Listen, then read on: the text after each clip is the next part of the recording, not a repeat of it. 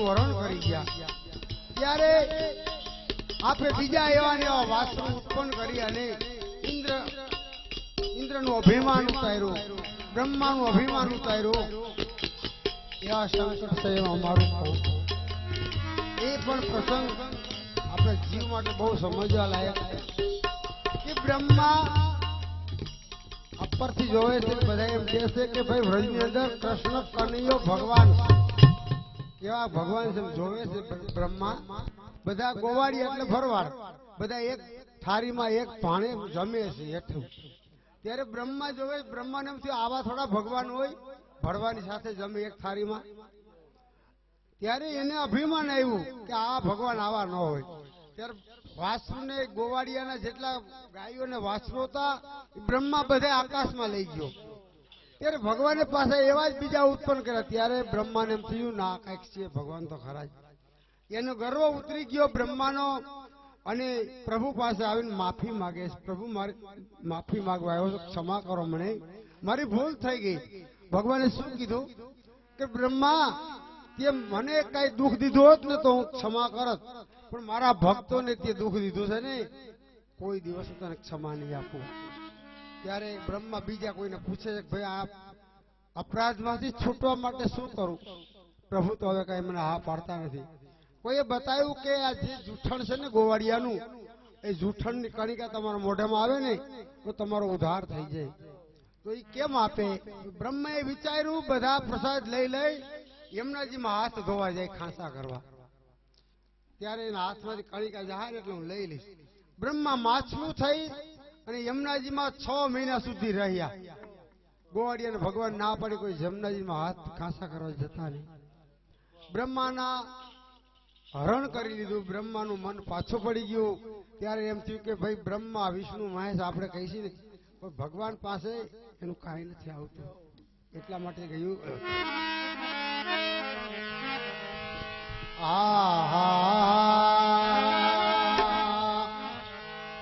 ત્રિલોકના નાથે વેણુનાથ કર્યો. કેવો વેણુનાથ કર્યો?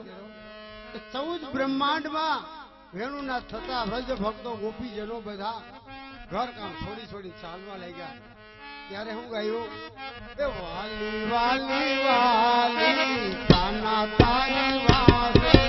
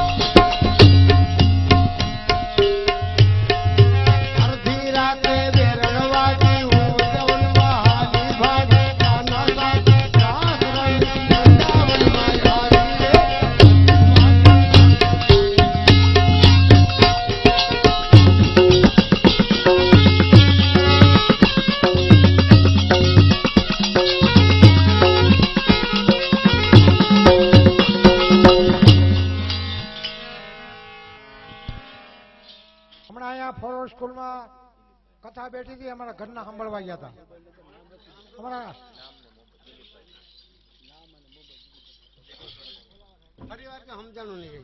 હમણાં ફોરેસ્ટ સ્કૂલની મેદાનમાં કથા બેઠી હતી. અમારા ઘરના સાંભળવા જતા હતા. કોણ ગયા સાંભળવા? અમારા ઘરના. મારે કઈ ટાઈમ નો નોકરીએ જાવ એટલે અમારા ઘરના સાંભળવા ગયા. સાંભળીને જે આવે એ ઘેર આવીને વાત કરે. સીતાનું હરણ થયું, હરણની સીતાનું જે કઈ છે મને ઘેર આવીને કથા કીર્તન કે મનોજમાં જો જાય, કથા કીર્તન કે મનોજમાં જો જાય અને જો ઝોલા ખાઈ તો બોરિંગ નો ઉતરે. બોરિંગ એરું એરું સત. કથા કીર્તન કે મનોજમાં જો જાય અને જો ઝોલા ખાઈ તો બોરિંગ નો ઉતાર આવે. અડીને બેઠા હોય પડતે હુઈ ગયા હોય એને ઉઠાડીને મદારી નો ઉતાર આવે. મારા ઘરના કહેતા હતા, હું એ મારા ઘરના કહેતા હતા, હું કઈ નથી એવું કહેતો.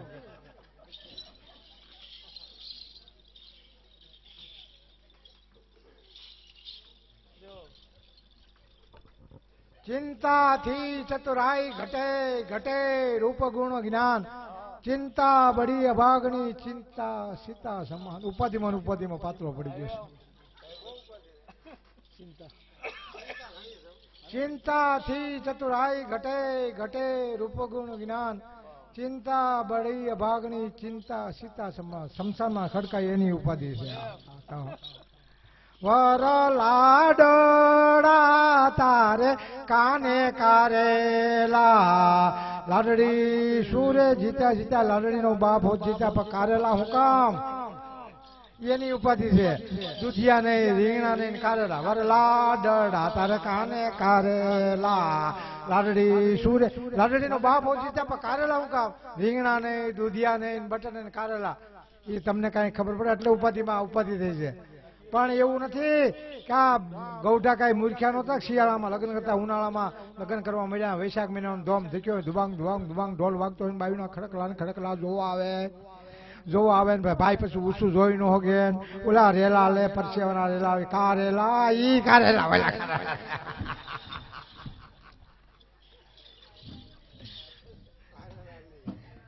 અમરેલી ગામ ભરતભાઈ ચોકસી એવું નામ. 100 રૂપિયા. અમરેલી ગામ કાંતિભાઈ ખીજડીયા 100 રૂપિયા. ખીજડીયા ગામને રમેશભાઈ વલ્લભભાઈ 100 રૂપિયા. ભીખાભાઈ રોડાભાઈ 100 રૂપિયા. ચંદુભાઈ રોડાભાઈ 100 રૂપિયા. ઝીણાભાઈ ગોકળભાઈ 100 રૂપિયા. રવજીભાઈ નાગજીભાઈ અમરેલી 100 રૂપિયા. પરસોત્તમભાઈ કેશુભાઈ 101 રૂપિયા. પરસોત્તમભાઈ વીરજીભાઈ 101 રૂપિયા. આ શું છે ગોટાળો છે?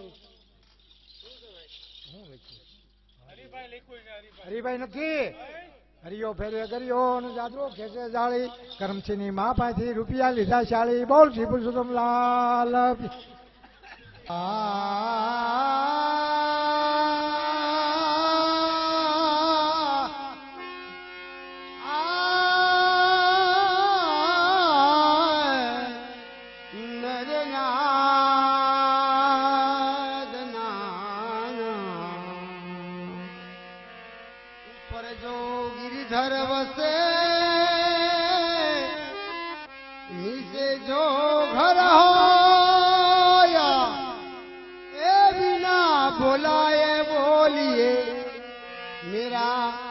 નયન નિરખત સુખ હોય. અરે છે વેલી પ્રેમની જલ સુકે કુમળાય. પ્રેમની વેલી અને જલ જો રેડે ને તો હુકાઈ જાય. છે વેલી પ્રેમની જલ સુકે કુમળાય. એ ફલ કાપે ફલ પાલવે અને થડ કાપે ફલ જડ જાય. પ્રભુની અવરવાણી છે વેલી પ્રેમની જલ શીશી સુકાય અને થડ કાપે ફલ પાલવે ફલ કાપે જડ જાય. એનો ઉત્તર તમે ઢાળી જ આપશે. હવે અમારું કામ નથી. બાપુ એવું છે કે આપણે એને જ હોઈપું છે એટલે પછી તમારી પર વિશ્વાસ. હા બસ કઈ ખોટું નહીં બોલે. મને કયો તો હું સાકી બોલી દઉં. બાકી કોઈ ફેરા ને આ 13માં ઢાઢી છે. 13માં આ 13મું ઘર હજી 2 બદલી જાય.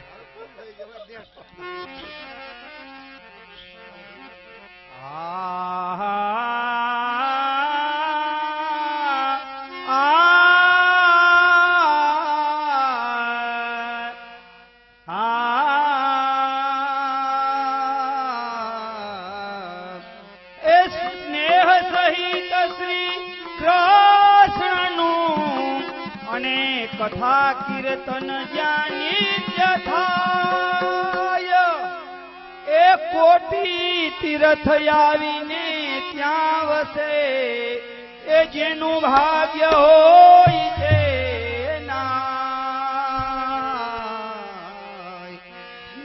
નાય તેને પવિત્ર પ્રમાણો અને એ વિના સર્વને સુતકી જાણો જીવતા જન સબ સરખો તે એ ભૂતલ પર ભાર કર્યો ધરી દે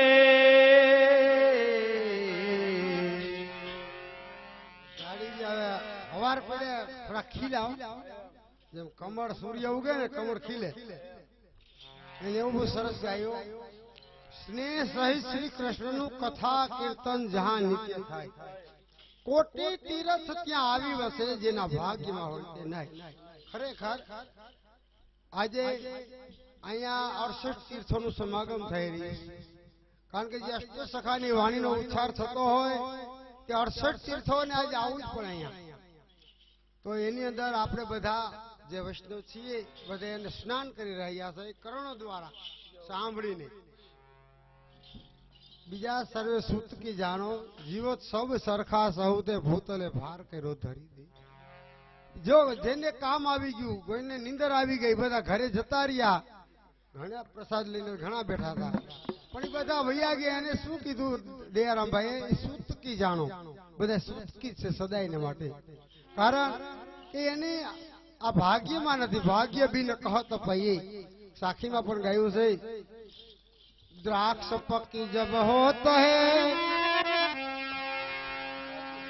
અને કાગ કંઠ में रोग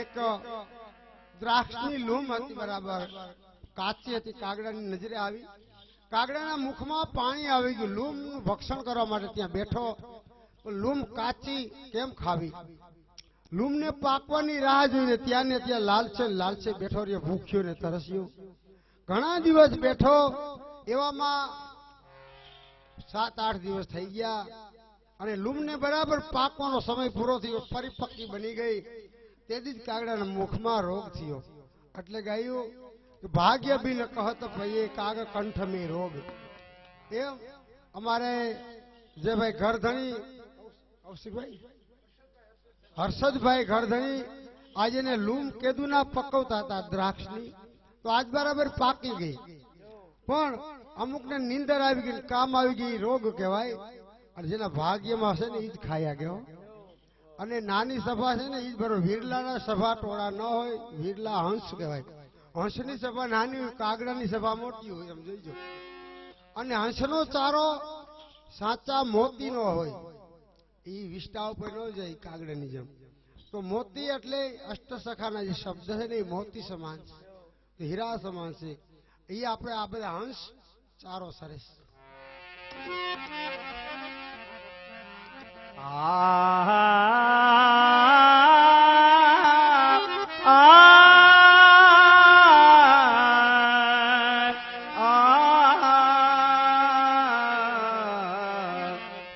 નિગમચાર ખોટ શાસ્ત્ર અને અષ્ટદશ પુરાણ નવ વ્યાકરણ ને 36 રાગ એકડાએ રાગ 36 ગાય અને વિશદ કીર્તિ ચક્રવતી રાય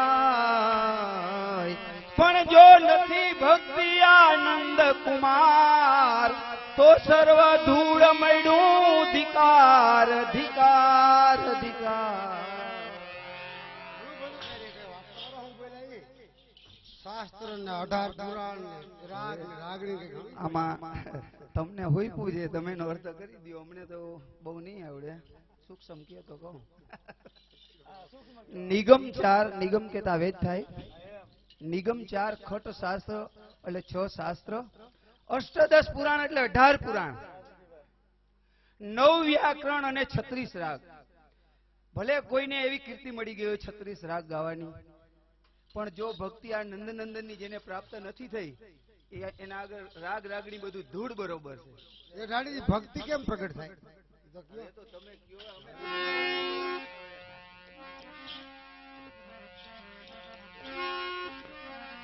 માટી ભજી લે મના ભક્તિ જો પ્રાપ્ત કરી હોય ને તો સુરદાસનું કીર્તન છે. ભજી લે મના ગોવર્ધન ગિરધા